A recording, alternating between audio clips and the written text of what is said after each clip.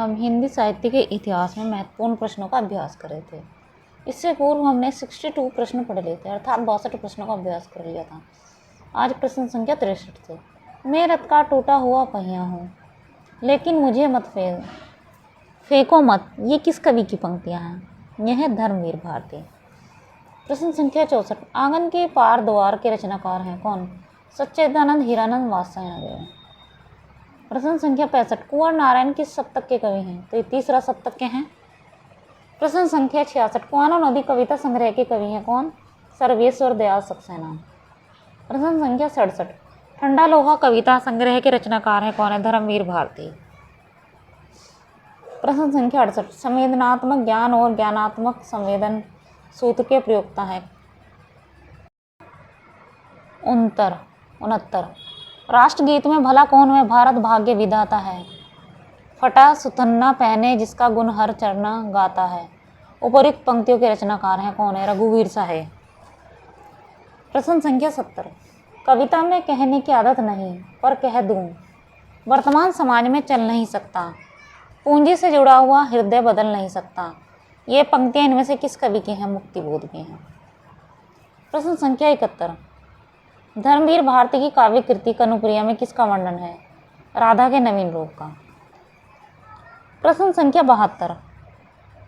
एक दूसरे से भिन्न भिन्न नए नए विचारों एवं रचना शैलियों के जो 7 कवि प्रयोगवाद के कवि के रूप में प्रसिद्ध हुए, उनकी कविताओं के संग्रह का सही नाम था क्या था? तार सप्तक। प्रश्न संख्या 73। गजानन माधव मुक्तिबोध की रचना चांद का मुंह टेढ़ा है में कौन सी कविता संकलित नहीं है? तो जन्मदिन की धूप में नहीं है। प्रश्न संख्या 74। जमीन पक रही है किसका कविता संग्रह है? तो ये केदारनाथ सिंह का है। प्रश्न संख्या 75। रूप तरंग किसका काव्य संग्रह है? तो रामविलास शर्मा का है। प्रश्न संख्या 76। निम्नलिखित में से कौन तार सप्तक के कवि नहीं है? भवानी प्रसाद मिश्र नहीं है।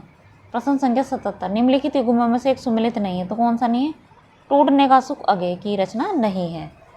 78। मांझी के पुल से कितनी दूर है मांझी का पुल? कौन बड़ा है वह जो नदी पर खड़ा है मांझी का पुल? या जो टंगा है लोगों के अंदर। इन पंक्तियों के रचनाकार है केदारनाथ सिंह। प्रश्न संख्या 79। रामधारी सिंह दिनकर की किस कृति को आधुनिक युग की गीता कहा गया है? कुरुक्षेत्र। प्रश्न संख्या 80। रामधारी सिंह दिनकर की को ज्ञानपीठ पुरस्कार किस रचना पर दिया गया? उर्वशी। प्रश्न संख्या 81। प्रमुख 3 प्रगतिवादी कवियों के नाम बताइए? तो रामविलास शर्मा, नागार्जुन और त्रिलोचन है। प्रश्न संख्या 82। प्रकाशन वर्ष की दृष्टि से महादेवी वर्मा की काव्य रचनाओं का सही अनुक्रम क्या है? निहार, रश्मि, सांदगी, दीपशिखा। प्रश्न संख्या 83। छायावाद को स्थूल के प्रति सूक्ष्म का विद्रोह किसने कहा है? डॉक्टर नगेंद्र ने। प्रश्न संख्या 84। इस समय तो भारतीय पुरुष जैसे अपने मनोरंजन के लिए रंग बिरंगे पक्षी पाल लेते हैं, उपयोग के लिए गाय और घोड़ा पाल लेते हैं, उसी प्रकार वह एक स्त्री को पालता है तथा पालित पशु पक्षियों के समान ही वह उसके शरीर और मन पर अधिकार समझता है। यह कथन किसका है? तो ये महादेवी वर्मा का है। प्रश्न संख्या 85। किस कवि के समग्र काव्य में छायावाद, रहस्यवाद, प्रगतिवाद, प्रयोगवाद और नई कविता की विशेषताएं एक साथ मिलती हैं? त्रिपाठी निराला के। छायावाद के संदर्भ में निम्नलिखित में से कौन सा कथन असत्य है?